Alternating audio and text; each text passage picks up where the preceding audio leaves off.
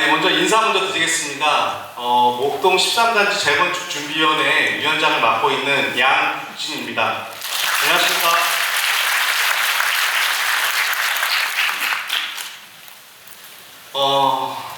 사실 오늘이 14차 설명회입니다. 네, 총회고요. 14번째고 저희가 2019년에 창립 총회를 한 이후에 14번째가 됐는데 사실 오늘이 제일 떨리면서 기쁘기도 하고 가슴이 벅차기도 합니다.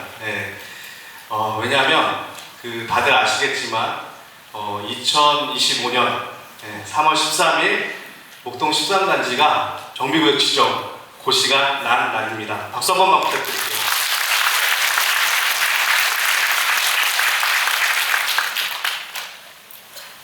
사실 오늘 이 설명회 준비하면서 굉장히 좀 많은 생각이 들었고요. 벌써 횟수로는 8년이고 기간으로 한 7년 됐더라고요. 그래서 그동안 있었던 일, 안전진단 때부터 있었던 일부터 해서 다 생각이 나고 결국은 저희가 정비구역 지정 고시를 받았구나라는 생각이 들면서 정말 감회가 새로웠습니다. 본격적으로 저희가 오늘 순서를 좀 말씀드리겠습니다. 첫 번째로 일단 물론 저희가 14차까지 설명했기 때문에 대부분의 분들은 저를 보셨을 거고 그다음에 재준이를 항상 직접 봐주셨을 거라 생각이 듭니다. 근데 그럼에도 불구하고 오늘 또 처음 오신 분들이 계실 거예요. 그래서 저희가 첫 번째로는 재준이가 누군지를 간단하게 소개를 하겠습니다. 대부분 다들 오셔가지고 저한테 하는 얘기가 너 누군데? 이런 말씀을 가장 먼저 하세요. 그래서 제가 누군지 말씀을 드리고 저희 재준이가 누군지로 말씀드리겠습니다. 그리고 두 번째로 오늘 정비구역 지정 고시가 났습니다. 정말 힘들게 났고 주민설명회를 했습니다. 작년에 하고 그 다음에 공람도 하고 그 다음에 또 재공람도 하고 재공람에 대한 설명회도 2월 23일 날 저희가 관리사무소에서도 했었어요. 그리고 나서도 오늘 고시가 났는데 다 조금씩 변경이 됐습니다. 근데 이 변경된 이유는 여러 가지 시점에 대한 변경이 좀 있어요. 하지만 최종적으로 오늘 난 거에 대해서 도시계획업체 KTS 엔지니어링에서 설명을 드릴 거고요. 세 번째로 저희가 우선협상 대상자로 대신자산 신탁이 MOU 맺어 있습니다. 그래서 다들 궁금하실 거예요. 어떻게 어떤 과정을 통해서 선정이 됐는지. 그래서 그거에 대해서 저희 목동 13단지 재준이 신탁 TF 팀장님 이동준 팀장님이 그거에 대해서 간략하게 설명을 드릴 거고요. 그 다음에 이제 우선협상 대상자인 대신자산 신탁에서 분석한 사업성에 대해서 설명을 드릴 겁니다. 그래서 그렇게 진행이 되고요. 그 다음에 마지막으로 저희가 그러면 시행자 지정 동의서를 걷어야 되는데 어떻게 왜 빨리 걷어야 되는지 그거에 대해서 설명을 드리도록 하겠습니다. 일단 저희 목동 13단지 재건축 준비위원회는 순수 다 소유자들입니다. 외부인이 전혀 있지 않고요. 업자가 꼈냐 이렇게 막 질문하시는 분들 계시는데 2019년부터 순수하게 소유자들로만 구성된 자원봉사단체고요. 현재 66명이 활동하고 계십니다. 그런데 이분들이 그냥 아무거나 그냥 활동하는 건 아니고요. 여기 보시면 이렇게 각자 경영, 홍보, 동의서 전담팀 이렇게 운영을 하고 있고요. 그 다음에 저희가 이슈가 있을 때마다 그 이슈에 대한 TF팀을 또 만들어서 합니다. 그래서 현업에서 전문가로 계시는 분들이 상가 지분 TF, 협의체, 신탁조합 TF 이런 식으로 해서 그거에 대해서 조금 더 전문적으로 고민을 같이 하면서 운영을 하고 있습니다. 그래서 저희가 함께 행동하는 13단지 내가 먼저 행동하는 재준이라는 어떤 슬로건을 가지고 운영을 하고 있고요. 그러면 그동안 이제 뭐를 했는지 궁금하실 거잖아요. 얘네들이 7년 동안, 8년 동안 했다는데 도대체 뭘 했을까? 여기 보시면 일단 예비안전진단 때부터 해가지고 2008년에 저희가 예비안전진단을 받았습니다. 그리고 2019년도에 재건축 준비위원회를 창립을 했고요. 그 다음에 그 이후에 2019년도에 사실 굉장히 저희가 힘들었었어요. 왜냐하면 그 당시에 재건축이 뭔지 뭐 안전진단이 뭔지도 개념이 없을 때였는데 그 모금을 했습니다. 네, 안전진단 비용이 3억 한 2천만 원 정도 들었거든요. 그래서 그 비용을 모금을 해서 그 소유자분들이 저희한테 모금을 해주셔서 그 돈을 가지고 안전진단을 진행할 수 있었고요. 물론 그 중간에 보시면은 저희가 파란색으로 여기 6단지 최종 통과 19년에 써놨죠. 저게 안전진단 말하는 겁니다. 왜 써놨는지 제가 다음 장에 가서 말씀드릴게요. 그래서 이렇게 안전진단도 신청하고 저희도 뭐 통과하고 이렇게 쭉 2020년, 21년 이렇게 쭉쭉쭉 지내왔습니다. 그리고 저희는 파란색으로 2023년, 네, 재작년이죠. 재작년 1월에 그 시행령이 바뀌면서 어쨌든 저희가 그 안전진단 저희도 통과를 했습니다. 근데 파란색으로 6단지가 19년도에 통과를 했고요. 저희가 23년도에 통과를 했습니다. 약 4년, 3년 몇 개월 차이가 나죠. 그런데 사실 지금은 크게 차이가 안 난 상황입니다. 그 6단지가 작년 8월 달에 아마 고시가 났을 거예요. 그리고 저희가 올해 지금 3월 달에 났으니까 4년 정도 되는 차이를 저희가 확 줄였다. 이 말씀을 좀 드리고요. 사실 이렇게 줄이기까지는 굉장히 쉽지 않았습니다. 그 신속통합 기획을 하냐 마냐 뭐 이런 것부터 해가지고 안전진단을 바로 재신청을 하니 마니 뭐 이런 여러 가지 과정들이 있었는데요. 그때마다 사실 그 아까 말씀드렸던 재준이 그 다음에 각 TF팀에서 그 현명한 판단들을 해주셔서 이렇게 6단지와의 간극을 줄일 수 있었습니다. 예, 그리고 2023년 이후에 이제 저희가 지금 재건축을 조합 방식으로 할 건지 신탁 방식으로 할 건지에 대한 설명회를 2023년 5월달, 6월달, 8월달 이렇게 해서 총 3번에 걸쳐서 이 자리에서 했고요. 그렇게 설명회를 저희가 세 차례나 한 이유는 그만큼 이 재건축 방식을 어떻게 하느냐에 따라서 하느냐가 굉장히 중요했기 때문에 이렇게 3차례에 걸쳐서 했고 그 다음에 저 때도 다 온라인 송출을 했습니다. 그래서 최대한 많은 분들이 조합 방식과 신탁 방식의 장단점을 확인하시고 선택할 수 있도록 그렇게 해서 2023년 9월에 저희가 그 입주민들을 상대로 해서 투표를 했고요. 그리고 24년 2월에 우선 협상 대상자 선정 공고를 했습니다. 이 당시에 사실은 뭐 9단지나 뭐 신탁 방식을 선택한 단지들이 많잖아요. 9단지, 14단지 뭐 많은데 저희 보고 왜 이렇게 늦게 하느냐라는 항의가 굉장히 많이 왔어요. 어차피 9월 달에 방식이 정해졌으면 빨리 공고를 내야 되는 거 아니냐. 그런데 사실은 저희가 24년도 2월에 공고를 낸 이유는 23년도 것까지 그 재정 상태가 금감위에 올라오는 걸 기다렸다가 모든 그 회계 상태를 보고 나서 선정하고자 저렇게 조금 기간을 낮췄던 겁니다. 그거에 대한 선택이 지금 굉장히 좋은 선택으로 됐는데요. 그러니까 최종적으로 시타사의 재정 능력을 끝까지 봤던 게 사실 저희한테는 굉장히 득이 됐습니다. 그래서 그거는 좀 이따가 이동준 TF 팀장님이 설명을 한 번 더 해주실 겁니다. 그렇게 했고 2024년 6월에 이제 MOU를 체결을 했고요. 그리고 이제 마지막으로 2025년 3월 13일 정비구역 지정 고시가 났습니다. 네, 이렇게 저희가 그동안 2018년도부터 예비 안전진단 때부터 오늘까지 활동했던 현황을 말씀을 드렸고요. 요거는 저희가 그동안 활동하면서 항상 마음속에 가지고 있던 슬로건들입니다. 함께 행동하는 13단지, 내가 먼저 행동하는 재준이, 그 다음에 소유주로 이루어진 순수한 자원봉사 체계다, 우리는. 그 다음에 외부 업체에 휘둘리지 않는 조직. 근데 이 외부 조직에 흔들리지 않도록 해주신 소유자분들한테 너무 감사드려요. 왜냐하면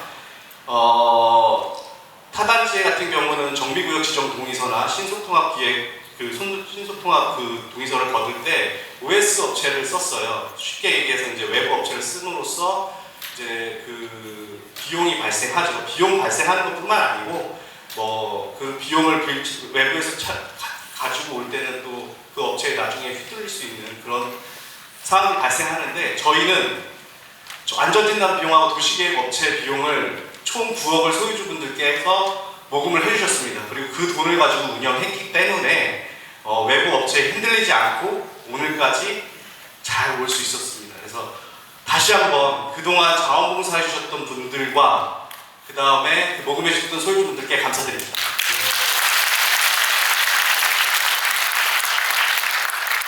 이렇게 많은 지원을 받고 저희가 빠르고 정확하고 투명하고 단결이 잘 되는 스마트한 조직을 오늘날까지 이끌어 올 수 있었습니다. 다음은 진짜 오늘 궁금하실 거예요. 오늘 우리가 고시가 잘 난 건지 잘못 난 건지 제대로 앞으로 개발할 수 있는지 이런 것들이 궁금하실 거라고 생각됩니다. 그래서 두 번째로 정비구역 지정 고시에 대해서 KTS 엔지니어링 이창섭 이사님께서 설명을 하시도록 하겠습니다. 제가 제주인이어만 계약을 해서 23년 초부터 그리고 23년 하반기부터 업무를 시작을 해서 약 한 같이 용역을 한 기간이 한 16개월에서 한 18개월 만에 오늘 고시를 가는 것 같더라고요. 그래서 제가 오늘 시장으로 고시라는 게 제가 업무하는 게 또 압구정 그 신현대 아파트도 고시를 제가 같이 받았는데 압구정 사시는 분은 안 계시죠? 제가 압구정보다는 오늘 13단지 고시라는 게 굉장히 뜻깊고 기분이 좋은 것 같습니다. 그만큼 계획이 잘 이루어져 있고 기대치보다 좋은 결과를 만들어내서 저 또한 굉장히 기분이 좋은 것 같습니다.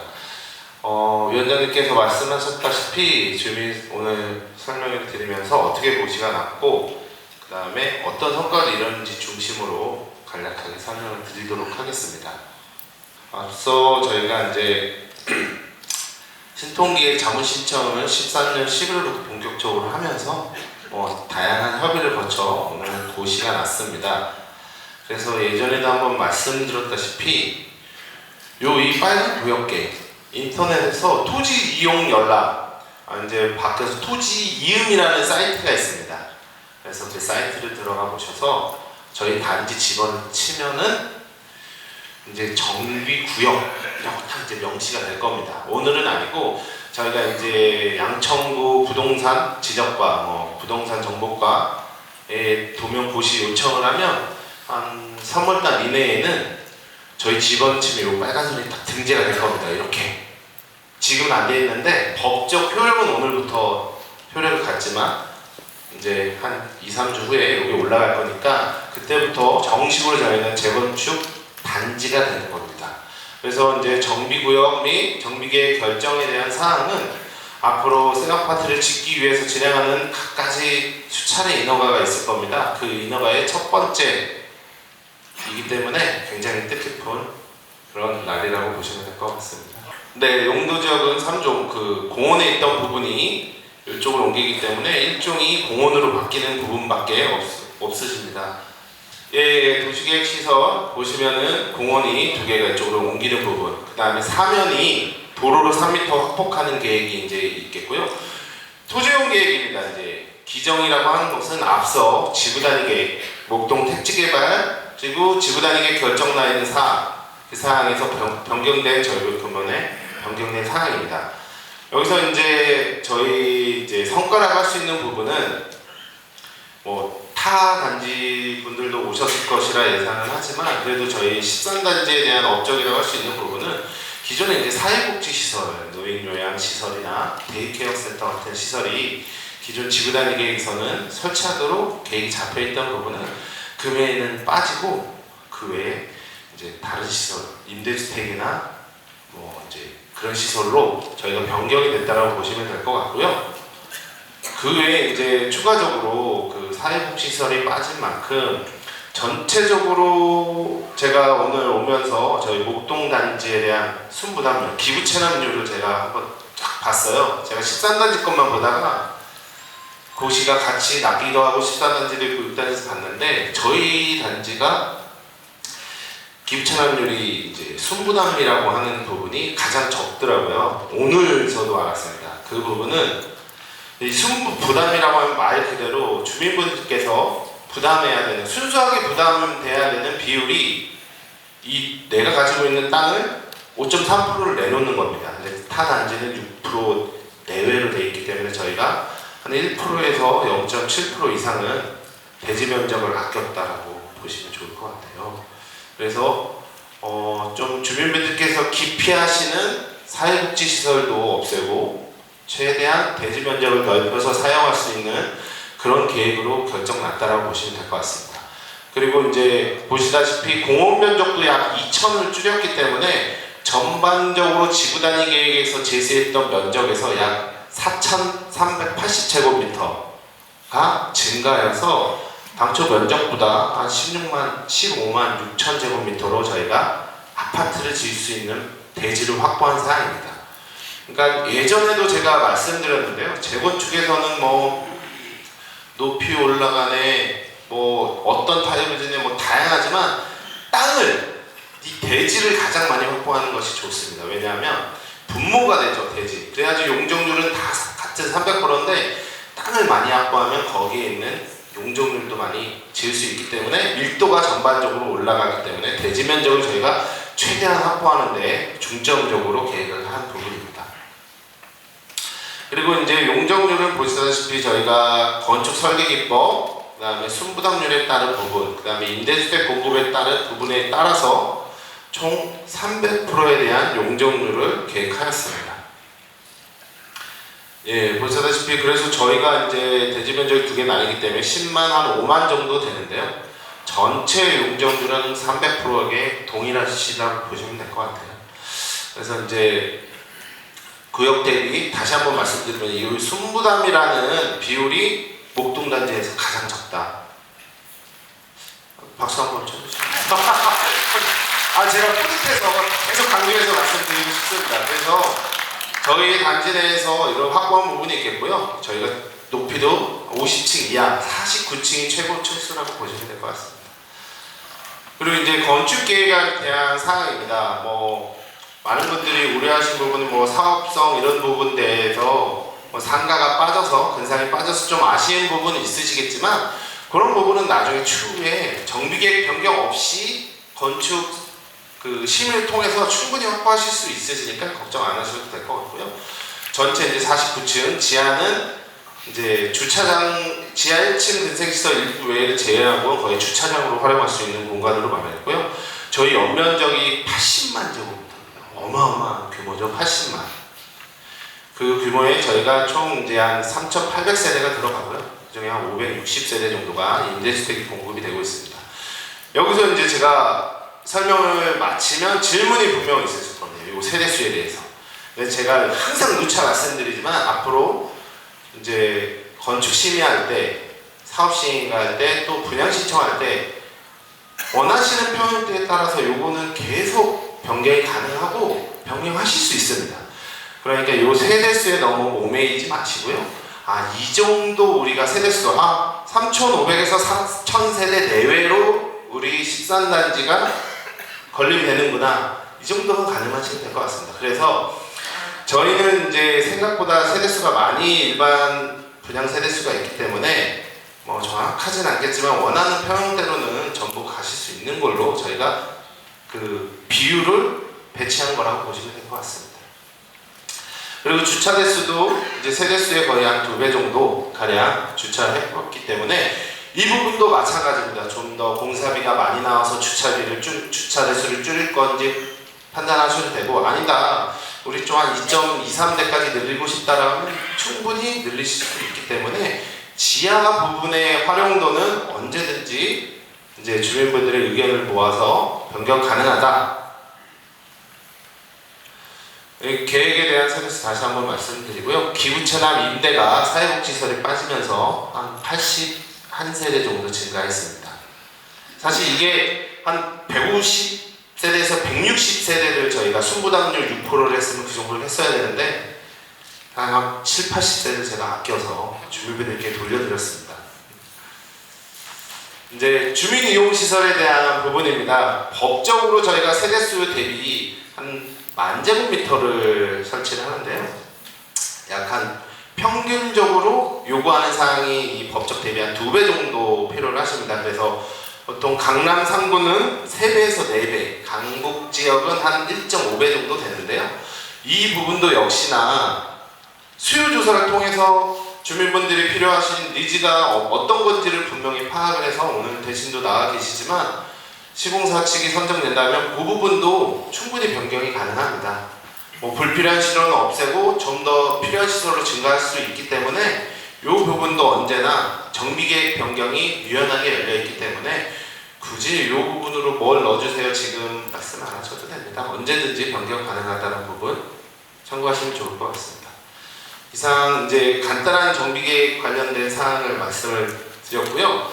제가 한 1년 8개월 정도 목동 13단지를 거의 뭐 주말마다 아니면 평일에 자주 오면서 양초구 들리면서 느낀 바가 13단지가 저는 처음에 조금 쉽지 않을 거다 생각을 했는데 생각보다 굉장히 원활하게 잘 진행된 것 같습니다. 그 이유는 뭐니 해도 위원장님이나 재준이 분들이 노력도 많이 해주셨는데 타단지에 비해서 주민분들이 많이 힘을 실어주신 것 같아요. 그래서 동의도 빨리 얻었고 주민 설명회 때도 의견에 대한 부분이 크게 문제가 되지 않았기 때문에 주민분들의 열정과 이 성의가 또 지원이 큰 도움이 될 것 같습니다. 저는 이제 오늘로써 이제 마지막 보고가 되고 업무가 종료가 됐지만 앞으로 이 정비계획에 대한 사항, 다 궁금한 사항이 있으면 언제든지 연락 주시면 성실하게 답변 드리도록 하겠습니다. 감사합니다.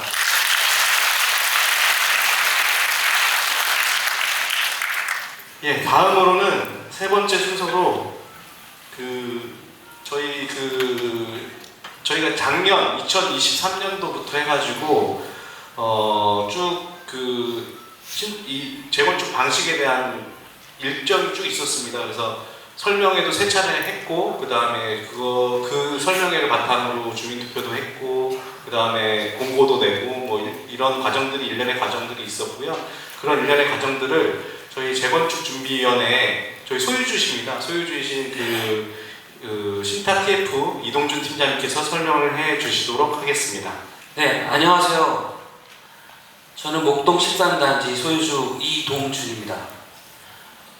지금 위원장님이 신탁 TF라고 말씀하셨는데 정식 명칭은 조합 신탁 TF입니다.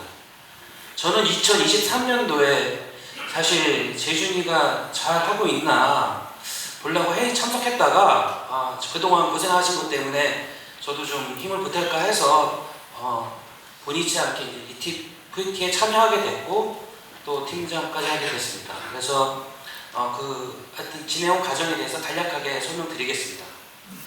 지금 목동 13단지 TFT에서는 일단 아까 말씀하신 대로 사업 방법으로 조합 방식과 신탁 방식을 고민했습니다. 그래서 3차례에 걸쳐서 신탁 방식을 설명해준 코랑코 하나자산신탁, 한국토지신탁이 이 자리에서 설명을 해주셨고요. 신탁 방식의 장단점에 대해서, 조합 방식의 장단점에 대해서는 정비업체인 동우, 비생, 화성, CNT가 이 자리에서 조합 방식의 장단점에 대해서 설명해 줬습니다. 이 3개의 업체에서 설명해 준 걸 가지고 또 여러 자료들을 가지고 장단점을 저희가 분석을 했고요. 이제 결론적으로는 말씀드리면 여기 지금 표에 나와 있듯이 총 상가를 포함해서 2377세대 중에 60%가 넘게 투표에 참여해 주셨고요. 그 중에 참여하신 분들 중에 87.8%가 신탁 방식을 선택하셨습니다. 그리고 이제 전체 세대로 보시면 53.3%가 신탁 방식으로 선택하셨습니다. 참고로 말씀드리면 저희 신탁 TF, 조합 신탁 TFT 저희 팀원들은 사실 제가 성향을 이렇게 쭉 보니까 봤을 때는 조합 쪽도 한 반 정도 됐었습니다. 그러니까 저희는 사실 그 말씀을 왜 드리냐면 어디에 치우치지 않고 어느 방식이 저희 단지에 적합한지를 가지고 판단을 했고요. 또 소유주분들도 그걸 가지고 판단할 수 있도록 비교표를 만들었고 그걸 가지고 투표한 결과 이렇게 지금 결과가 나왔습니다.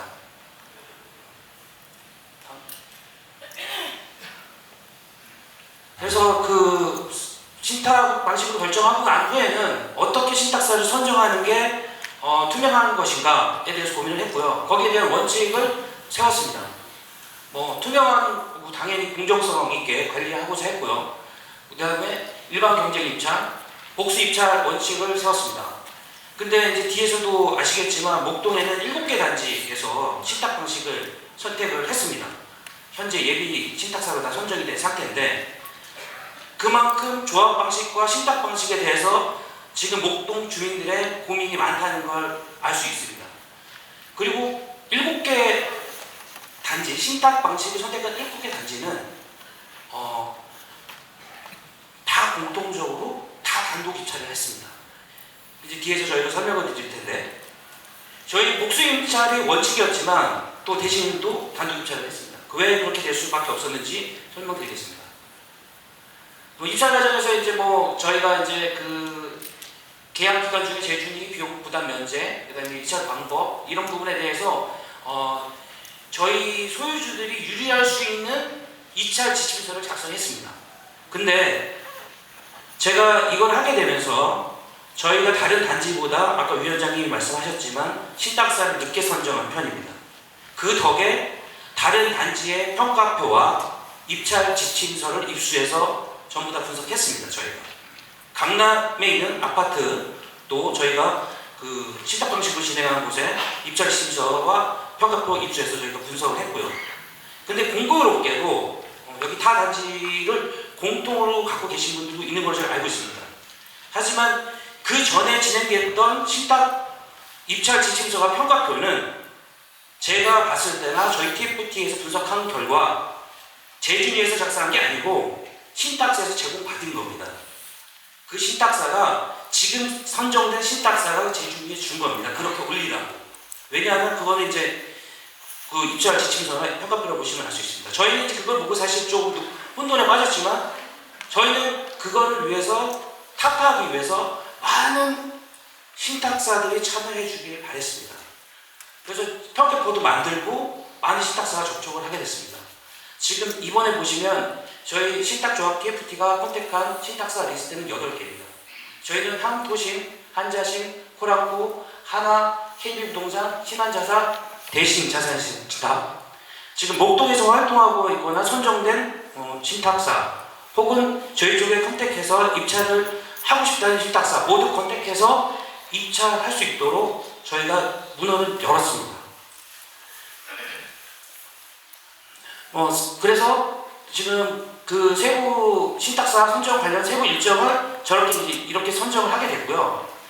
그 다음에 그 평가 방식을 결정하고 적격 신탁표를 작성하고 공고기간을 1개월을 가졌습니다. 뒤에서 보시면 아시겠지만 공고기간을 1개월을 가진 단지는 저희밖에 없습니다. 이것은 무슨 의미냐 하면 공고기간을 5일이나 7일을 가진 단지는 공고가 의미가 없다는 거죠. 이미 들어올 때가 정해져 있다는 뜻입니다. 한 달은 여기 보시면 이제 7개 단지가 있는데 저희는 24일을 공고를 했고요. 나머지 단지들은 이거는 지금 나라장터, 그러니까 민간화된 누리장터죠. 정부 사이트에 올라가 있는 입찰 그 현황을 제가 다운받은 겁니다. 입찰 공고 기간만 봐도 저희가 이제 많은 그 신탁사들을 참여시키기 위해서 계속 문을 열어놨었습니다. 마지막까지 저희 그 13단지에 들어오고 싶어하는 신탁사들은 정말 많았습니다. 그런데 그 저희 평가표 자체가 그 회사 입장에서는 조금 어려운 좀 문제가 있었습니다. 좀 말씀드리긴 좀 그렇지만 이게 민감한 문제긴 한데 수수료를 0.35를 제시하는 건 알고 계시겠지만 KB, 하나, 한자, 한토 이렇게 제시했는데 이미 이렇게 제시했기 때문에 저희 쪽에 낮게 들어올 수가 없는 상태였고 저희는 가격을 되게 중요시 여겼습니다. 자, 이 부분은 좀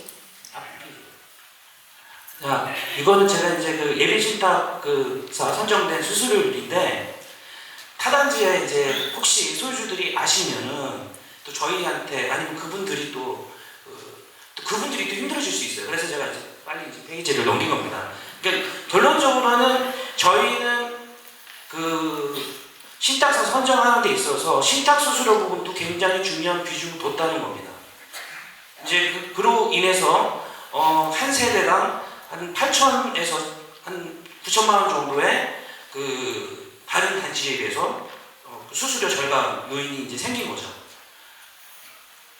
그 다음에 이제 지금 여러분들이 이제 요즘 그 2023년도, 2024년도만 해도 이제 둔촌 주공 때문에 조합 방식에 대한 사람들이 굉장히 부정적인 생각이 많았었습니다. 조합으로 하게 되면서 조합이 뒤집어지고 이러면서 이제 건축비가 올라가고 사업이 지연되는 거에 대해서 그래서 신탁 방식을 많이 선호하는 그런 추세였고 목동도 그래서 반반이 됐습니다. 하지만 다시 또 요즘 PF 때문에 부동산 경기가 안 좋으니까 신탁사가 쟤네들 잘 할 수 있는 건가 부실하지 않은 건가 이런 부분에 대해서 또 혹시 불안해하시는 소유주분들 당연히 계실 거라고 생각합니다. 물론 저도 당연히 소유주니까 저도 불안합니다. 그런 점에 대해서 확인한 내용입니다. 이제 신탁사는 그 은행의 BIS 비율, 그다음 보험사의 RBC 비율처럼 신탁사는 그 금융위에서 NCR 비율로 관리합니다. 빨간색으로 표시되어 있지만 그 NCR 비율이 150 이상을 유지를 해야 됩니다. 무조건. 안 그러면 금융위원회로부터 단계적으로 경영 개선 조치를 받습니다. 은행도 그렇고 보험회사도 그렇고 그 금융위에서 지정해준 그 기준이 있습니다. 자, NCR 비율은 150 이상을 유지해야 됩니다. 그게 이제 지금 현재 150 미만으로 떨어져서 매각에 나와 있는 신탁사도 있습니다. 자, 그러면 저희가 목동에서 활동한 6개 신탁사, 물론 이제 포람코는 선정되진 않았지만 6개 신탁사의 NCR 비율을 5년 동안 분석을 해봤습니다. 물론 그 선정 당시에는 2023년도까지만 분석을 했고요. 오늘 오면서 이제 2024년도까지 지금 업데이트를 했습니다. 보시면 이제 아시겠지만 전부 150%는 충분히 다 넘습니다. 다 150%는 넘고요. 특징적으로 보시면 위에 대신자산신탁, KB부동산신탁, 하나자산신탁, 금융권을 끼고 있는 그 신탁사들은 NCR 비율이 높은 편이고요. 그 다음에 이제 신탁업으로만 하고 있는 그런 신탁사들은 NCR 비율이 좀 낮은 편입니다. 쭉 보시면 이제 그 내용을 알 수 있을 겁니다. 그래서 지금 신탁 방식, 그 다음에 신탁 회사, 이에 대해서 약간 불안한 마음이 있으시더라도 이 비율을 보시고 이 점에 대해서 좀 신뢰하셔도 충분하다. 저는 이렇게 말씀드리고 싶고요. 일단 재준이는 이제 나중에 이제 또 회사를 하겠지만 어쨌든 이 내용들은 이 업을 하고 있는 신탁사나 그다음 나중에 또 만들어질 정사위에서 계속 끊임없이 이 금융투자 회사 공시, 금투협에 들어가면 누구나 볼 수 있습니다. 저 NCR 비율은 매월 공시하도록 되어 있습니다. 매월 공시하도록 되어 있고 분기별로도 공시하도록 되어 있고 연도별로도 공시하도록 되어 있습니다. 외부에서 감사해서 공시하는 거기 때문에 되게 중요한 자료입니다. 그래서 대신 아니더라도 신탁사에 대해서 내가 조금 좀 그 회사 건전한지 안 건전한지 확인하고 싶을 때는 금투협의 홈페이지 들어가서 확인하시면 됩니다. 요거는 이제 전 이제 마무리 다 했고요. 좀 두서없이 말씀드렸던 점 양해 부탁드립니다. 저희 조합과 신탁 방식 관련해서 되게 많이 고민했습니다. 그리고 Q&A도 많이 진행했고 또 업체도 많이 질의를 했었고 또 소유주들에게 또 자주 묻는 질문 같은 걸 받아서 또 공유 드리기도 했습니다. 네, 그 중에서 이게 좀 기억이 남았습니다. 제가 질문한 겁니다. 제가 제 입장에서 어떤 게 제일 좋냐고 물어봤을 때 여러 답변을 받았는데 그 중에 기억나는 것 중에 어떤 신탁사인지 정비업체인지 모르지는데 누군가가 저에게 이렇게 답변을 줬습니다. 근데 저는 신탁 방식과 조합 방식을 고민하지 마십시오. 네. 그거는 목동에 7개 단지가 있고 나머지 7개 단지가 또 조합으로 가는 것만으로도 방식이 성공의 승패를 좌우하지 않습니다. 지금 이렇게 참여해 주시는 것만으로도 저희는 잘 갈 수 있을 거라고 생각됩니다. 좀 두서가 없었습니다. 감사합니다.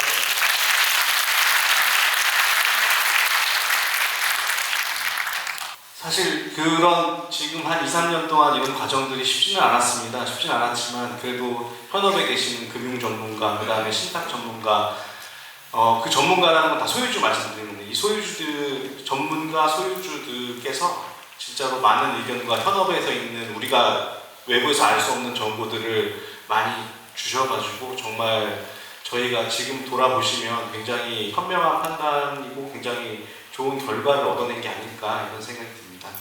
이제 궁금하실 거예요. 이제 그러면 이제 저희가 이렇게 조합 방식과 신탁 방식이 결정이 됐고, 그 다음에 이제 우선 협상 대상자로 대신자산 신탁이 지금 MOU를 맺어 있는데, 거기서 오늘 고시가 났습니다. 나서 이제 다음 순서를 말씀드리면, 오늘 고시난 걸 가지고 이 신탁사에서 저희의 우선 협상 대상자인 신탁사에서 사업성 분석을 해서 여러분들께 책자를 발송을 드릴 겁니다. 예. 그렇게 해서 저희가 사실 굉장히 빨리 준비했음에도 불구하고 책자는 내일 다들 배송이 될 거고요. 그 배송이 되시면 그 책자를 보시고 그 책자에 동의서 작성 방법도 나와 있고, 우리가 지금 실제 신탁사에서 분석한 사업성이 어떤지, 분담금이 어떻게 되는지, 공사비 분양가에 따라서 어떻게 변하는지, 이런 것들을 다 설명을 해놨습니다. 그래서 사실 오늘 제가 제일 많이 질문 받았던 건, 왜 오늘 당장 동의서 안 걷냐, 빨리 동의서 걷어야지 14단지 쫓아가지 않느냐, 이런 질문 많이 받았는데요. 저도 그래서 오늘 마음 같아서는 여기서 다 여러분들 나가실 때 동의서 받고 싶었어요. 네. 다들 저도 그렇게 급한 마음인데, 절차라는 게 있습니다. 그리고 절차라는 게 있고, 그 절차를 무시하게 되면은 그 받은 동의서가 무효가 될 수 있기 때문에 그 책자가 발송이 되고, 그 책자가 등기로 발송됩니다. 그래서 등기로 발송돼서 안전하게 도착할지, 내일 보내면 일반적으로 도착했다고 판단되는 시점이 월요일, 화요일입니다. 그래서 저희가 화요일부터 동의서는 거둘 거고요. 그 관리사무소에 저희가 다 상주하면서 받을 겁니다. 예. 근데 이제 그거에 앞서서 그러면 이제 책자로 받아보실 건데, 이제 궁금하실 거잖아요. 그 신탁사가 바라보는 우리 단지의 사업성, 그 다음에 어떻게 할 건지, 물론 고시난 자료도 있지만 이제 신탁사가 바라보는 그런 우리 단지의 사업성도 있으면서 그 부분을 잠깐 소개해 받도록 하겠습니다. 대신자산 신탁의 김동현 본부장님께서 발표해 주실 겁니다. 큰 박수로 맞으시기 바랍니다. 네, 반갑습니다. 다시 인사드리겠습니다. 저는 대신자산 신탁의 김동현 본부장입니다. 반갑습니다. 네, 오늘 3월 13일 그 구역지정고시 정말 진심을 축하드리고요. 13일 13단지 뭔가 느낌이 좋지 않으세요? 네, 저는 굉장히 느낌이 좋다고 생각을 하고요. 오늘 제가 이거를 준비하면서 5가지 꼭지로 한번 말씀을 드려보려고 합니다. 일단은 제가 이거를 하다 보니까 오늘 좀 지루할 수도 있습니다. 왜냐면 제가 말씀드리는 게 전부 다 숫자입니다. 네, 그리고 단위가 굉장히 큽니다.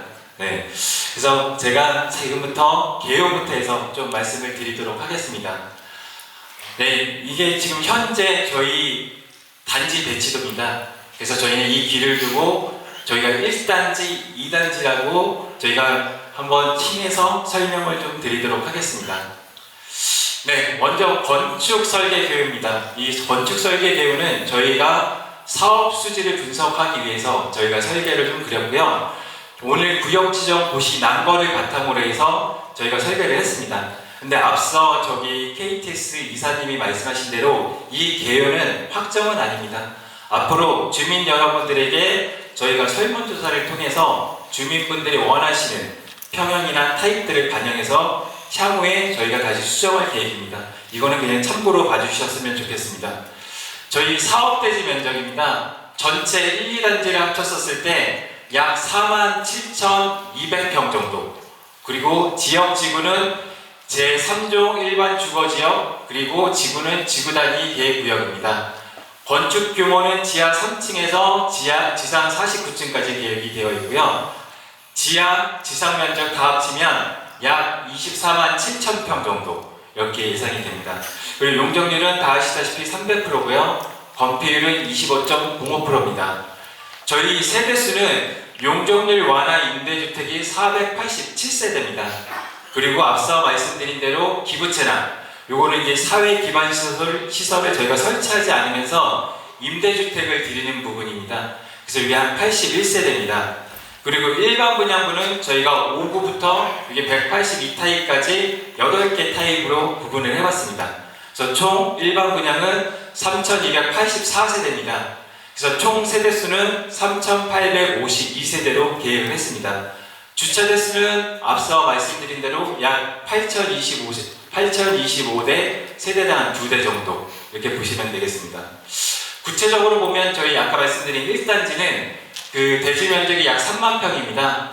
그리고 지역 건축 규모 연면적, 지역과 건축 면적은 같고요. 연면적은 1단지 같은 경우에는 약 16만 9천 평 정도. 용적률은 같습니다. 건폐율하고. 그리고 세대수는 임대주택 포함해서 약 373세대, 일반 분양은 2233세대입니다. 그래서 1단지는 총 2606세대로 구성되어 있습니다. 그리고 주차 대수는 2대, 똑같습니다. 다음은 2단지입니다. 2단지는 사업대지 면적이 약 15,000평 정도 되겠고요. 지역이랑 건축 규모는 같습니다. 연면적은 지하, 지상 합쳐서 약 77,900평 정도고요. 용적률, 건폐율도 같습니다. 세대수는 임대주택 169세대, 26세대 포함해서 총 195세대, 세대수는 일반 분양은 1051세대로 총 1246세대로 이렇게 구성이 되어 있고요. 여기도 주차 대수는 세대당 2대로 이렇게 구성이 되어 있습니다. 네, 저희 그 조감도입니다. 그래서 이거는 이제 참고로 보시면 되겠고요. 여기 이렇게 높이 올라간 데가 최고 49층까지 올라갈 예정이 있습니다. 네, 이거 단지 배치도인데 이것도 그냥 참고로 봐주시면 되겠고요. 그래서 저희 1, 2 단지 합치면 총 3,852세대로 구성이 되어 있습니다. 네, 뭐 단위세대 평면도도 일단 포배로 되어 있는데 이것도 향후에 주민들 의견을 반영해서 다 바뀔 예정이니까 참고로 봐주셨으면 좋겠습니다. 네. 네, 이제 다음으로는 사업성 분석에 대해서 좀 말씀을 드리도록 하겠습니다. 아까 설계 개요가 있어야지 이제 사업성을 분석을 할 수 있어서 제가 간략하게 개요를 좀 말씀을 드렸고요. 네, 저희 그 총수익과 종전자산 평가 추정이 됩니다. 저희 그 총수익은 일단 그 일반 분양을 6천으로 잡았습니다. 6천으로 잡고 토지동 소유자 분양 수입이 약 4조 3,063억, 그 다음에 일반 분양은 2조 6,077억입니다. 그리고 임대주택은 법적 상한은 표준 건축비에 따라서 받을 수 있기 때문에 그렇게 높지는 않습니다. 그래서 약 718억 정도가 되겠고요. 아까 81세대는 기부 체납이기 때문에 저희가 드려야 되는 겁니다. 그래서 그거는 수입으로 잡을 수가 없고요.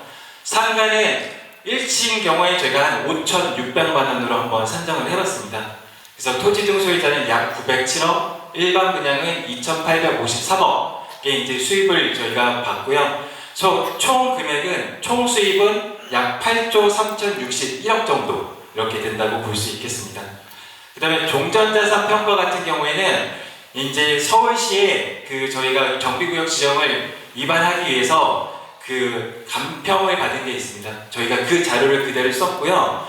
저희가 모든 분들이 다 그 동의나 분양을 받지 않는다는 가정을 했을 때 한 10% 정도는 현금 청산제로 저희가 한번 봤습니다. 그래서 종전자산 평가는 약 3조 6,094억 정도, 네, 이렇게 지금 보고 있습니다. 네, 다음에 총 사업비입니다. 총 사업비를 보시면 가장 큰 게 공사비입니다. 네, 공사비는 저희가 약 910만 원 정도를 책정을 했는데 이거는 저희가 임의를 한 게 아니라 저희 기술팀의 도움을 받아가지고 산정을 했고요. 이 910만 원은 착공 전 저희가 에스컬레이션까지 반영한 금액입니다. 그래서 약 평당 910만 원을 적용을 했고 공사비는 약 2조 2,760억 정도로 책정을 했습니다. 그 다음에 뭐 외주 용역비, 그 다음에 금융비용, 여긴 또 금융비용이 큽니다. 크다 보니까 그래서 이자, 분담, 중도금, 사업비, 대출, 이자 이런 부분이 약 1조 2,092억 정도 외로 좀 큰 분포를 차지하고 있고요. 예비비, 저희가 단지가 크다 보니까 예비비도 약 1,100억 정도 좀 많이 잡아놨습니다. 이 사업비를 너무 이렇게 타이트하게 잡아놓으면 나중에 부족했을 경우 주민들이 분담금을 더 내야 되는 경우가 있습니다. 그래서 일단은 저희는 사업비를 좀 넉넉하게 잡아놓은 편입니다. 그래서 나중에 이런 사업비가 남으면 저희 신탁사가 가져가지 않습니다. 다시 다 주민들이 분담금이 낮아지는데 활용을 하기 때문에 부족한 것보다 조금 넉넉하게 잡고 가는 게 훨씬 더 주민들에게 도움이 될 거라고 판단이 돼서 저희가 사업비를 좀 넉넉하게 잡았습니다. 네, 다음에 이제 비례의 산출입니다. 뭐 다들 아시겠지만 저희 이제 비례의 추정은 분양 신청된 종전자산 평가 총액입니다. 그래서 저희가 아까 3조 6,940억을 종전자산 평가 총액으로 보고 있고요. 그 다음에 이제 추정 비례율은 저기 전체 총 수입은 8조 3,061억, 그 다음에 총 사업비는 4조 4,059억을 지금 예정을 하겠습니다. 여기서 곱하기 100을 한다 하면 이제 비례율이 나오는데, 저희가 그 일반 분양가 6천으로 잡았을 때 비례율이 한 105.63 정도 나왔습니다. 그러니까 사업성이 그래도 굉장히 괜찮은 편입니다. 양호한 편입니다. 근데 제가 하나를 좀 비교를 해드리면, 제공남 났었을 때 저희 비례율이 97.20이었습니다. 근데 합계를 보시면, 수입의 합계를 보면 약 6조 2,073억 정도 되는데, 저희는 그 일반 분양가 6천으로 잡아서 약 8조 3천억 정도가 되겠고요. 그 총 사업비를 서울시에서 잡은 걸 보니까 2조 4,670억을 잡았는데, 일단 그 공사비를 좀 낮게 잡았습니다. 네, 지금 평당 800으로는 솔직히 공사하기가 어렵고요. 이거보다 높다고 좀 판단을 하셔야 될 것 같습니다. 그 다음에 그 여기 기타 사업비 부분을 보면 저희랑 차이가 많이 납니다. 저희는 약 2조 1,082억 정도를 잡았는데, 여기에 뭐가 빠졌냐면 금융비용이 빠졌습니다. 제가 아까 앞에 말씀드린 대로 금융비용이 약 1조 2천억 정도 예상이 되는데, 그런 기타 비용, 이 기타 사업에 그런 것들이 빠졌기 때문에 일단 총 사업비가 많이 잡혀있지가 않습니다. 네, 그래서 일반적으로 약 저희가 봤을 때 총 사업비는 그래도 4조 4천억 정도는 되지 않을까라고 저희가 판단을 하고 있고요. 그렇다 하더라도 저희는 비례율이 약 105.63으로 굉장히 양호한 상태입니다. 저희가 향후에 이제 분양가가 상승된다고 했었을 때 한번 비례율을 비교를 해봤습니다.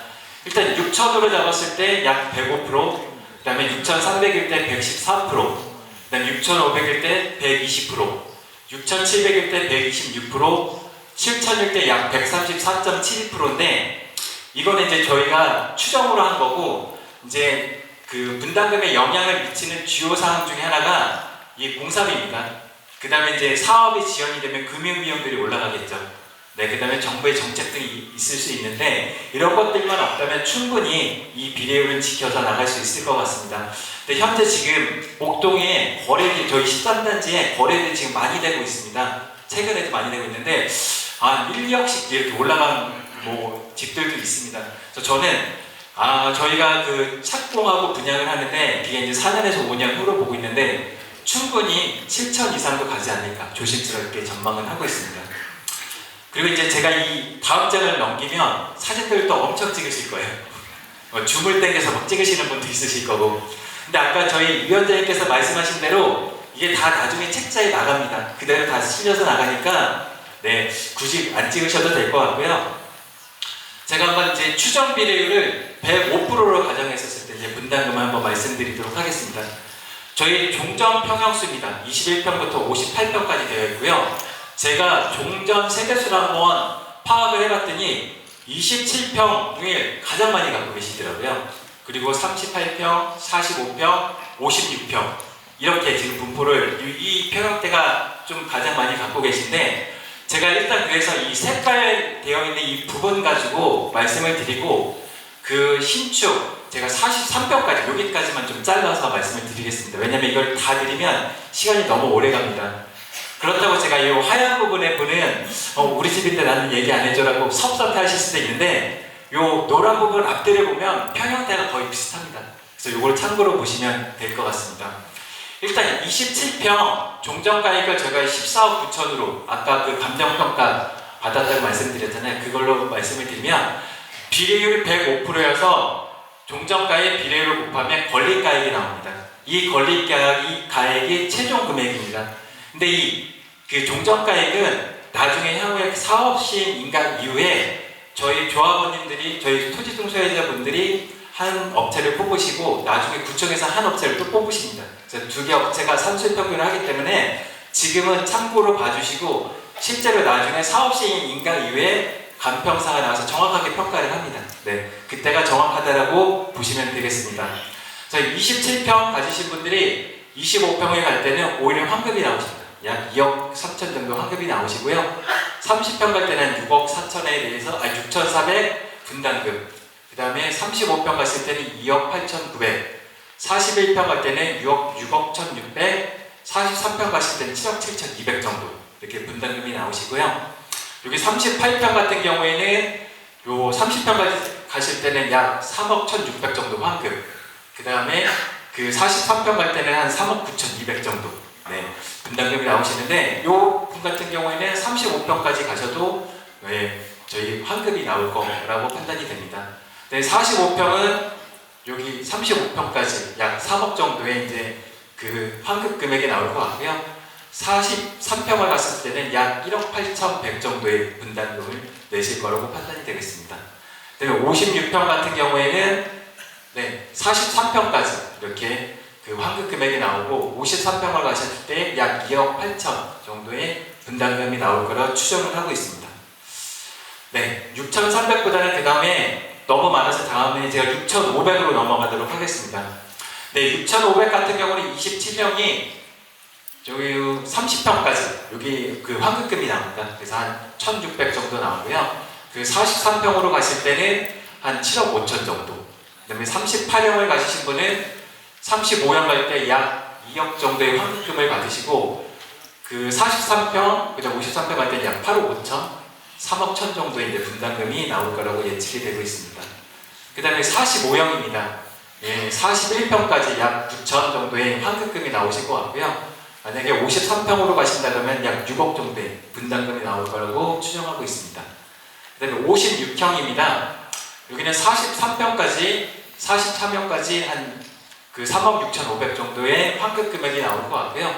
53평 때는 한 1억 6,500 정도의 분담금이 들어갈 거라고 판단이 되고 있습니다. 네, 마지막으로 이제 7천입니다. 7천일 때는 27평을 가지신 분이 30평을 갔을 때 한 9,600 정도 환급이 나오실 것 같고요. 그 다음에 그 84로 갔을 때는 한 1억 6,600 정도의 분담금이 나올 거라고 추정하고 있습니다. 그 다음에 38평입니다. 여기 그 84까지 35평까지 약 3억 1,800 정도 환급금이 나오실 것 같고요. 44평 갈 때는 한 2억 4,500, 53평 갈 때는 8억 1,700 정도 분담금이 나올 거라고 추정하고 있습니다. 다음에 45평입니다. 45평은 43평까지 약 2,300만 원 정도의 환급금이 나올 것 같고요. 53평 갈 때는 한 5억 4,800, 56평 가지신 분은 44평까지 한 5억 2,200 정도의 환급이 나오고 54평을 갈 때는 4,900 한 60만 원 정도 이렇게 그 분담금이 들어갈 거라고 추정을 하고 있습니다. 그래서 전체적으로 보면 목동이 7천만 원까지 간다고 하면 주민 여러분들에게 같은 평형대로 할 때는 충분히 환급이 나올 거라고 가정을 하고 있고요. 저희가 봤을 때는 다른 타 단지보다도 저희가 사업성이 그래도 또 좋지 않을까 이렇게 지금 저희는 판단을 하고 있습니다. 그래서 이건 어디까지 좀 추정치이고요. 저희가 착공하는 그 시점에 7천 이상 나온다면 주민들 분담금이 더 줄어들 수 있는 좋은 단지다 이렇게 저희가 평가를 하고 있습니다. 네. 그래서 이 자료는 저희가 그 월요일날 책자에 다 실어서 다 배포를 해드릴 예정입니다. 아까 위원장님께서 말씀하신 대로 저희도 오늘 다 동의서를 받고 싶은데 동의서를 받으려고 하면 서울시의 정보몽땅이라고 있습니다. 거기에 클린업 시스템에 이런 추정 분담금을 입력하게끔 되어 있습니다. 그래서 그걸 입력하고 책자를 발송한 이후에 동의서를 내주셔야 되는데 오늘 갖고 계신 거 잊어버리지 마시고 잘 갖고 계셨다가 월요일이나 화요일에 바로 내주셨으면 감사하겠습니다. 그러면 이제 향후 향후 사업 추진 일정에 대해서 좀 말씀을 드리도록 하겠습니다. 일단은 이게 지금 약간 노멀한 그냥 그 평균적인 일정입니다. 만약에 주민 여러분들께서 동의서를 빨리 내주신다고 하면 저희가 5월에 사업 시행자 지정 고시를 받을 수가 있습니다. 그 이후에 2026년도에 시공사 선정 유동적입니다. 좀 빨리 뽑을 수도 있고요. 그 다음에 2027년도에 사업 시행 계획 인가입니다. 그리고 28년 1월에 관리처분 인가인데 그 이후에 29년도에 철거, 30년 4월에 착공 및 분양 이렇게 해서 한 5년 정도 후에 착공 및 분양을 할 수 있을 거라고 판단이 되는데 대신 자산 신택의 장점이 있습니다. 저희가 인허가를 단축하는 직원을 채용을 했습니다. 그래서 오로지 인허가만 담당하는 직원이 있습니다. 이 인허가만 담당하는 직원은 다른 신탁사에는 없습니다. 저희가 최초로 채용을 했고요. 네, 이 동의서 제출 안내는 이따가 위원님께서 말씀해 주실 것 같아서 넘어가도록 하겠고요. 양식만 한번 말씀드리겠습니다. 갖고 계신 양식이 이 양식입니다. 그래서 이제 지정동의서 인적사항을 여기다가 기재를 해주시고요. 자필 서명한 다음에 꼭 지장 날인을 해주셔야 됩니다. 네, 이 부분만 잘 지켜주시면 될 것 같고요. 이 뒤는 이따가 위원님께서 말씀을 해주실 것 같고, 오늘 또 이렇게 라이브 방송을 하니까 저희 또 대신자산 신탁에 대해서 또 잘 모르시는 분들이 있습니다. 그래서 제가 짧게 저희 회사 설명드리고 들어가도록 하겠습니다. 저희 뭐 큰데 믿으신에서 대신증권은 다 잘 아실 겁니다. 저희는 대신 파이낸스 그룹이고요. 저희 그 자산 신탁을 비롯해서 그 증권 약 9개의 계열사로 되어 있습니다. 원래 저희는 이제 증권으로 시작해서 금융으로 발전하다가 이제 부동산까지 저희가 많이 진출을 하고 있습니다. 네, 저희 그 대신증권이 지금 대기업으로 지정이 된 거를 말씀을 드리는 거고요. 저희는 그 6개국은 15개 부서로 되어 있고요. 한 140명 직원으로 되어 있고, 저희 도시정비사업본부가 이렇게 따로 있습니다. 그래서 저희 도시재생본부 3팀은 목동 14단지에 전념을 해서 저희가 끝까지 책임을 지고 진행할 예정에 있습니다. 네, 저희가 2024년도 수주실적인데 신임은 역세권입니다. 서울이고, 그 다음에 태계원, 김해 동성아파트 유단 800세대 정도 되고요. 해운대까지 전국적으로 많이 하고 있고, 저희가 작년에 우선 협상 대상자 된 이후에 정말 잘 풀렸는지 저희가 작년 기준으로만 도시정비 사업 실적 3위 안에 들어갔습니다. 네, 감사합니다. 네, 그래서 저희를 이제 믿고 맡겨주셔도 될 것 같고요. 이후에도 재작년에도 이렇게 사업들을 지금 많이 진행하고 있고, 요거 이제 한강로라고 이제 한강이 보이는 데인데 이 BTS 건물 뒤쪽에 저희가 지금 사업을 하고 있고, 여기는 이제 그 강변 한신과라고 한남동에서 여의도 넘어가는 왼쪽에 있습니다. 나로호텔 옆에 있는 건데, 요것도 저희가 우선 협상자가 돼서 지금 사업을 좀 진행을 하고 있습니다. 그리고 이 밖에 여기도 없는데 상도 15구역, 상계 5동 그 신통계획을 저희가 그 4,000세대짜리를 또 우선 협상 대상자가 돼서 진행을 하고 있습니다. 네, 요거는 이제 그 나이란 한남 많이 들으셨을 텐데, 요거는 저희 대표님께서 직접 이거를 시행을 하셨습니다. 근데 요거는 제가 왜 보여드리냐면, 이 나이란 한남이 우리나라에서 가장 비싼 아파트입니다. 근데 여기 노하우를 저희 13단지에 접목을 해서 정말 고급스러운 아파트를 지을 수가 있습니다. 저희가 협업을 통해 가지고. 그래서 최대한 14개 단지 중에 가장 좋은 아파트, 비싼 아파트를 저희가 지어드리도록 하겠습니다. 박수를 너무 많이 주셔가지고. 네. 어쨌든 저희가 우선 협상자가 돼서 이제 시민자 지원 동의서를 받는데, 앞으로 최선을 다해서 가장 빠른 아파트, 성공적인 아파트를 짓도록 하겠습니다. 감사합니다.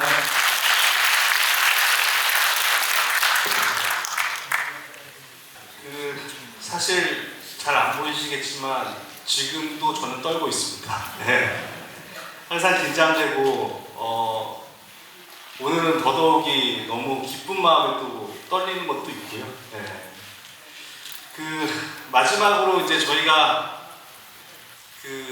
쭉 흘러왔던 내용도 말씀드렸고, 지금의 사업 방식에 대해서 이게 어떻게 선정됐는지도 말씀드렸고, 또 오늘 지정고시를 바탕으로 해서 앞으로 어떻게 사업이 진행될 건지, 어떤 미래가 있는지도 말씀을 드렸던 것 같습니다. 그러면 이제 저희가 왜 그 시행자 지정 동의서를 빨리 거둬야 되는가, 여러 가지 이제 실질적인 말씀을 좀 드리겠습니다. 사실 이제 저희가 14개 단지 주변에 너무 많은 경쟁 상대가 있어요. 사실 제가 지난주에 14단지 분 안 계시죠?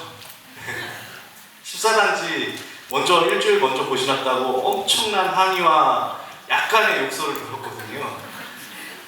근데 이제 원래는 14단지하고도 원래 한 달 차이 났습니다. 근데 한 달 차이 났는데, 정말 저희가 그 한 달을 일주일로 줄이느라고 사실 저뿐만 아니고 아까 발표해 주셨던 이창섭 이사님도 엄청 고생하셨어요. 그래서 그뿐 아니라 저희 제준이 안에 있는 서울시 협의 TF에서도 개인적인 여러 가지 연을 통해서 최대한 앞당기려고 노력을 했습니다. 그 덕분에 8단지하고 10단지도 같이 난 거 아닌가 이런 추측도 한번 해보는데요. 예. 어쨌든 저희가 신축의 효과를 위해서는 사실은 제일 먼저 나가야 되는 이유가 첫 번째입니다. 그래서 저희가 첫 번째고 저희가 한 세 번째, 네 번째가 된다라고 하면 굉장히 그 신축 효과가 떨어질 거다. 왜냐하면 분양 물량 자체가 폭탄으로 떨어지면 값어치는 떨어지게 돼 있습니다. 예.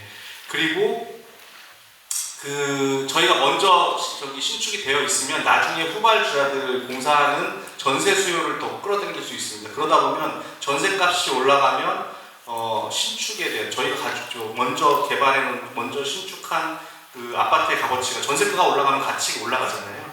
예. 그런 효과를 누릴 수 있고요. 저희 13단지는 사실은 지하철역을 끼고 있습니다. 당연히 지하철역과 중심 상가를 중심으로 해서 상가 개발을 할 건데 이 상가를 먼저 저희가 선점해서 개발을 해놔야 그 프리미엄 효과, 예, 그 프리미엄 브랜드들 있잖아요. 예, 스타벅스라든가 이런 브랜드들이 먼저 들어와서 자리를 잡을 수 있습니다. 예, 그런 효과도 누려야 되고요. 가장 많은 걱정하시는 게 이주 문제입니다. 저희가 사실은 지금은 다 속도가 비슷한 것 같이 보이실 수도 있어요. 하지만 이주심의라는 걸 받습니다. 사업시행 인가 이후 이제 관리처분 되고 하기 전에 이주심의를 받는데 그 이주심의에서 순서가 밀리면 사실은 완전히 밀린다고 생각을 하시면 됩니다. 그래서 근데 이 이주 심의를 빨리 받는 것도 좋은 거지만 사실 실제 이주 나가셨을 때 전세가가 싸야 될 거잖아요. 저희가 첫 번째로 나가면 싼 전세가에 구할 수 있지만 저희 바로 다음 단지 뒤따라오는 곳만 해도 아마 조금 오른 전세가로 이 주변으로 가야 됩니다. 근데 그런 것에 대한 금융 비용들, 예. 그래서 이주비 대출을 그러면 누가 내냐고 맨날 물어보세요 저한테. 예. 법적으로 이주비 대출에 대한 부담은 소유주가 하게 돼 있습니다. 그래서 저희가 사업비로 넣든 아니면 개별로 납부를 하시든 어차피 분담금에 사업비로 넣게 되면 분담금에 포함이 되는 거거든요. 예, 그래서 그런 금융 비용을 줄이는데도 굉장히 큰 역할을 할 겁니다. 그래서 이거 말고도 저희가 속도를 좀 내야 되는 이유에 대해서는 여러분들 더 잘 아실 거라고 생각들고요. 아까도 말씀드렸지만 절차가 있더라고요. 이렇게 고시가 나야 되고요. 안내책자 등기 발송을 해야 됩니다. 예. 그래서 지금 발송을 하고 그걸 받았다는 가정하에 이제 동의서 작성을 하는데요. 저희가 그러다 보니까 제 마음 같아서는 여기 나가실 때 다 이렇게 줄 세워가지고 동의서 지금 받고 싶어요. 제 마음 같아서는. 근데 이런 절차들이 있고 이런 절차를 지켜야 되기 때문에 저희가 책자를 받으신 다음에 그 내용들을 보시고 거기에 계약서나 아니면 이런 내용들도 다 있습니다. 운영 규정이나 이런 거 들어있기 때문에 그런 걸 확인하시고 3월 18일 날 관리사무소로 오시면은 동의서 작성을 할 수 있습니다.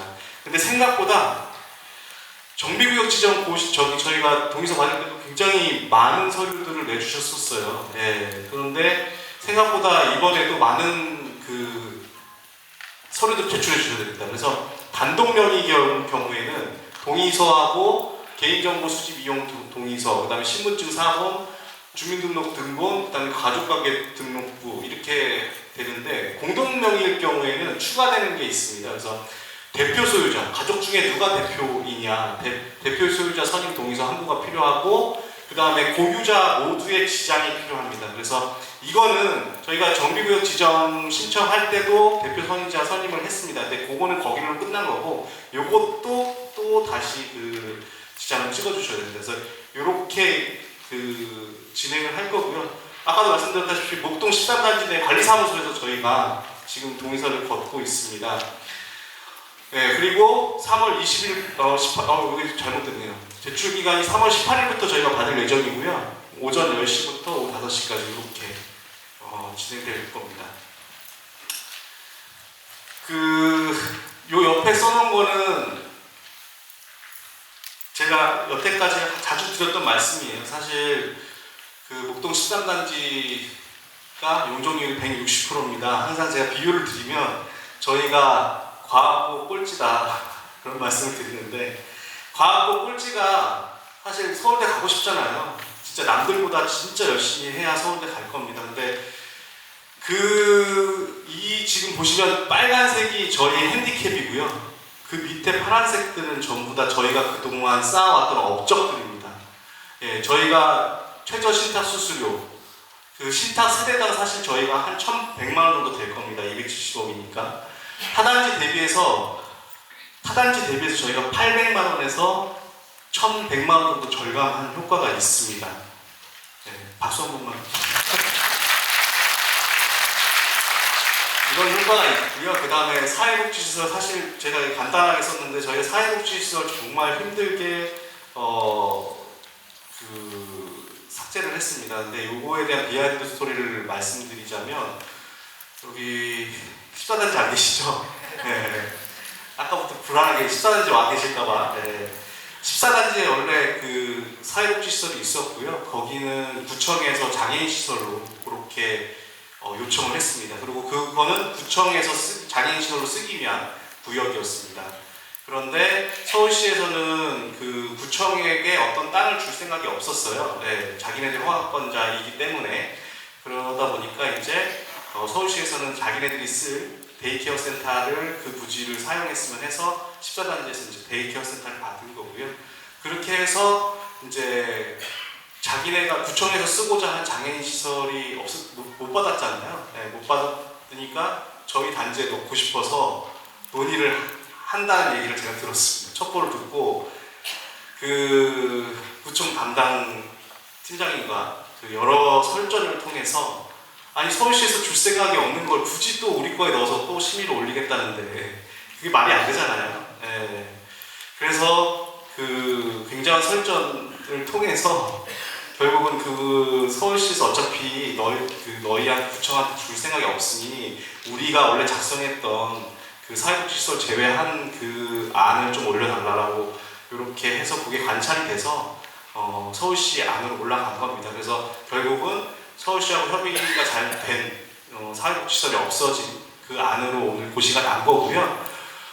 물론 저희가 18세대의 추가 임대주택이 생겼지만 저희 분양이 30세대 넘게 35세대의 분양 물건이 생겼습니다. 이 업계에 계시는 분 잘 아시겠지만 약 420-30억의 저희의 그 사업성이 증가한 거고요. 이걸 세대별로 나누면 세대당 약 2천만 원의 수익을 저희는 잡고 시작하는 겁니다. 그래서 이런 진짜 큰 수익이 있다는 거 박수 한 번만 또.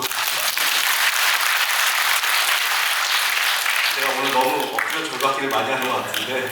네. 그리고 자원봉사입니다. 아까도 말씀드렸지만 타단지, 제가 몇 단지라고 얘기는 안 하겠습니다. 타단지들은 그 정비계획 동의서, 신통기획 동의서를 받는데도 OS 요원을 썼어요.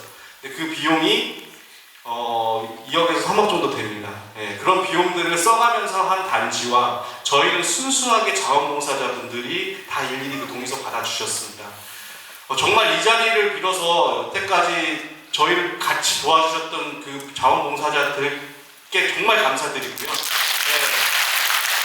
그분들이 있었기 때문에 이 3억 원을 저희가 할 수 있었습니다.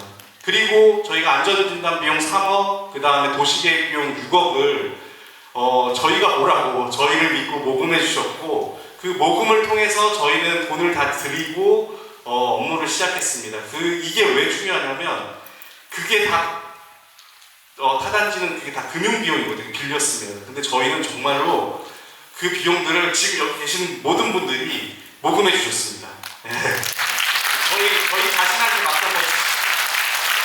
그래서 아까도 말씀드렸지만 저런 봉사자들과 모금해 주신 소유주분들 덕분에 저희 재준이가 외부에 흔들리지 않고 외부 돈에 눈독 들이지 않고 여기까지 투명하게 잘 올 수 있었던 것 같고요. 그리고 이 반듯한 지형, 지푸마라고 제가 써놨는데 이게 지하철 품은 아파트. 네. 그리고 저희 13단지 뒤로는 사실 항공선 때문에 49층까지 못 짓습니다. 여기 12단지 안 계시죠? 네. 그 뒤로는 49층을 못 짓습니다. 그래서 저희가 나중에 완공이 되고 나면 정말로 49층 그렇게 높기만 하고 뭐가 좋냐 이렇게 얘기하실 수도 있지만 분명히 저희가 12단지, 11단지를 내려다볼 수 있는 그 랜드마크가 될 수 있다는 이런 장점도 분명히 있고요. 마지막은 속도와 단결. 저희가 서로를 좀 믿고 그 다음에 저희가 했던 업적들 당연히 물어보시면 확인시켜드리고 설명해드리고 충분히 그럴 수 있습니다. 근데 어떤 분들은 다짜고짜 화부터 내시는 분들이 있어요. 근데 저는 언제든지 전화 주시면 충분히 설명드릴 수 있고요. 그 다음에 뭐 설득이 아니라 그 서로의 의견을 공유할 준비가 되어 있습니다. 저뿐만 아니고 저희 제주니 모든 분들이 그런 준비가 되어 있습니다. 그래서 그렇게 믿고 속도와 좀 단결을 통해서 속도를 낸다면 얼마나 저희 사업성이 올라갈지 알 수가 없어요. 근데 만약에 저희가 다 아실 거예요. 그 모 단지 같이 분열이 되고 이권 다툼이 들어가면 얼마나 마이너스가 될 줄 모릅니다. 그래서 저희의 그 단결과 믿음, 신뢰 이런 게 굉장히 중요하다고 생각이 들고요.